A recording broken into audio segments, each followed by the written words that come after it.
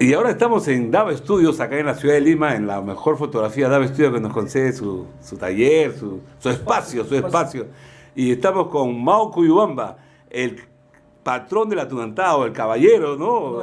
El tunantero enamorado. ¿Cómo está, maestro? Un saludo para Full Ritmo. ¿Qué tal, Juliancito? Después de mucho tiempo verte, saludarte y saludar pues a toda tu familia de Full Ritmo, ¿no? Es una familia porque... Claro, estamos en todo el Perú, también estamos en Bolivia, Argentina. Ya has internacionalizado ya. Poco a poco. Como debe ser. Maestro, usted que abrió el camino de la atunantada, porque antes de la atunantada lo cantaban los señores, ¿no? Los jóvenes. Y tú, jovencito, empezaste a cantar tu atunantada. Y yo he conocido a muchos. Claro, somos jóvenes, pero había en esa época, ¿ya cuántos años hablamos? 9 años. Estamos hablando de aproximadamente de unos 15 a 20 años. 15 años, pues mira. 15 a 20 años. Y muchos empezaron a cantar tu atunantada, pero se quedaron en el camino. Sí, se quedaron en el camino. Y como yo siempre manifiesto en cada entrevista, yo creo que la consecuencia y la perseverancia creo que hacen de uno a crear su propio estilo, a crear su propia onda musical, ¿no? Entonces, y una pregunta así a calzón quitado. Tú has creado, has persistido, pero vienen otros jóvenes, ¿cómo es, no? Y han fusionado la atunantada. Explícame, ¿es a favor, en contra? Tú mantienes lo tradicional, bueno, toda la orquesta. Porque, típica, ¿no? Por ejemplo, Raíces de Jauja, Marco Antonio Moreno, llevan 5 músicos, 2 saxos nomás y listo. Sí, no, yo creo que, te mencionaba hace un momento, creo que claro, tiene su pro y su contra, pero yo creo que más para bien, porque de otra manera... Acepta la fusión, acepta la fusión. El espectro de la tendencia. La tendencia, ¿no? Pero ahí van, pues ahí van. Lo que sí no me gusta de ellos es que a veces te agarran ya temas conocidos, pues cantados, como se puede decir, tradicionalmente con la orquesta, ¿no? Porque agarran temas de Susan del Perú, que es bastante, y muchos... Están cantando temas de Susan. Son conocidas. ¿Temas tuyos también? También, yo retaría a los grupos de ellos que hagan pegar un temita siquiera de ellos. Ahí está el kill asunto. Crean una atunantada, una melodía de la atunantada con su letra y música y que lo hagan pegar. Es fácil agarrar esta atunantada ya hecha, ya conocida, no, pero y traerlo a tu estilo. Y así, pero lo bueno que se ha expandido la atunantada. Lo bueno sí que se ha expandido. Esa es la parte positiva. La parte positiva, y no solamente con el estilo de ellos, sino con el estilo de nosotros. Claro. ¿no? Nosotros llegamos a muchos lugares del Perú con la orquesta típica. Tú has estado también, Juliaca ha sido tu plaza, hasta ahora sigue siendo tu plaza. Sí, y muchas veces hemos ido con la orquesta típica de Juliaca, como también con nuestro marco musical.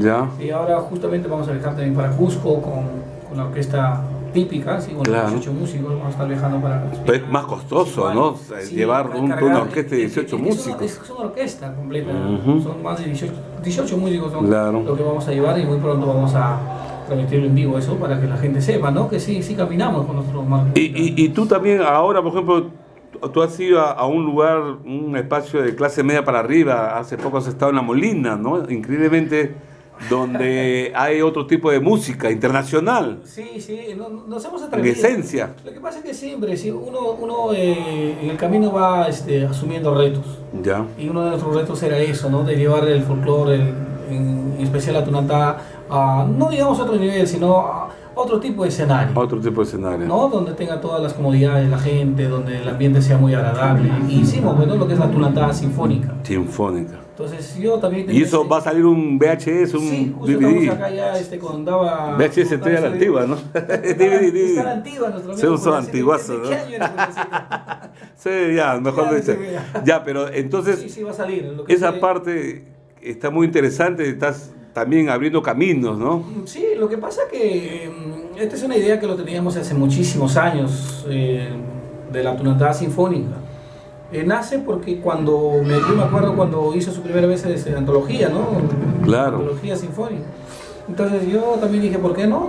Y prácticamente se convierte en una orquesta, digamos, con todos los instrumentos que se llevó ese día en la esencia. Porque teníamos los saxos, los tenores, el arpe, claro, es una orquesta, el violonchelo, el cello.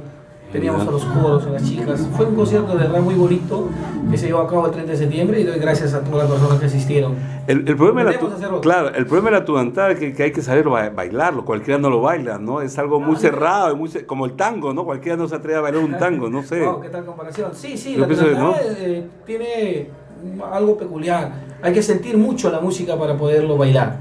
Pero sí se deja bailar. Se deja bailar. Sí se deja bailar, definitivamente. Pero como tú dices, ¿no? Es muy especial para los que lo vienen de fuera, pero sí, pues. Es muy bonito. El día que comiences a escuchar Tunantá, te juro que no lo vas a dejar. A conciencia. No lo vas a dejar, a conciencia, no lo vas a dejar.